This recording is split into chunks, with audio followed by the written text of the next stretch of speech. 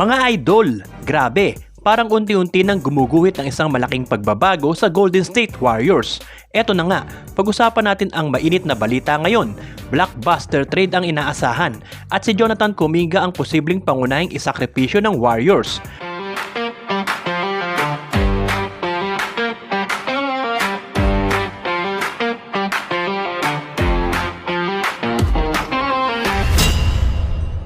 Mga idol, kung matagal nyo nang sinusubaybayan ang Warriors, ramdam nyo na to. Matagal nang parang may nakasulat sa pader pagdating kay Jonathan Kuminga. Kahit healthy siya, naging healthy scratch pa nga sa mga nakaraang linggo. Ibig sabihin lang nun, may mas malaking plano ang Warriors. Sa ngayon, ang madalas lumabas na senaryo, ipapalit si Kuminga para makakuha ng isang volume scorer na may solidong tira sa labas. May mga pangalan na umiikot, pero hindi pa doon nagtatapos ang usapan. Kasi mga idol, kung titignan natin ng mabuti, mas matagal na problema ng Warriors ang kakulangan nila sa sentro.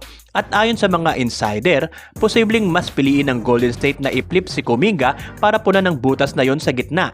Ang tanong ngayon, anong klaseng sentro ba ang gusto ng Warriors? Pwede silang kumuha ng high-flying shot blocking lob threat, yung tipong nagbibigay ng ibang dimensyon sa opensa at depensa. Pero pwede rin namang floor spacing center, yung kayang makasabay sa galaw ng sistema nila, bumukas sa tres at hindi sisikip ang opensa.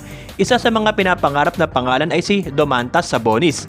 Sa basketball flip pa lang, swak na swak, rebounder, playmaker at kayang maging sentro ng opensa. Pero mga idol, sobrang bigat ng kontrata. Malaking sakripisyo sa depth ang kailangan, kaya sa ngayon, parang panaginip lang yan. Mas realistic naman si Daniel Gafford. Kahit may injury concerns at hindi ganun ka-impactful ngayong season, kita mo pa rin ang potential. Lob threat, mobile defender, at pwedeng maging solid na shot blocker.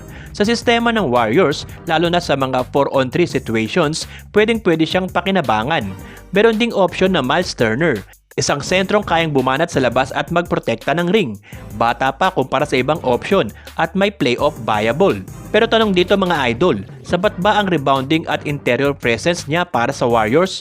At syempre, nandyan din si Nick Claxton, mas practical na option.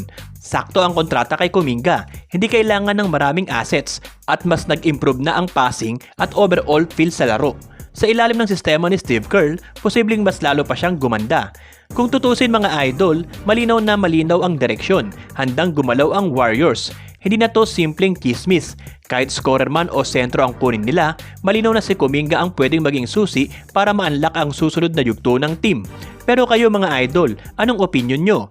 Mas tama bang ipalit si Kuminga sa isang sentro para mas maging balanse ang Warriors o mas kailangan pa rin nila ng scorer para sa playoff push?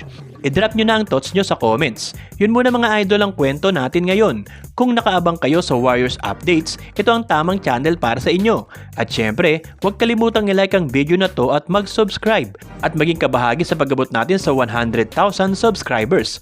Tuloy-tuloy pa ang mga balitang Warriors natin dito sa Sports Natin To. Hanggang sa susunod na upload mga idol, peace out!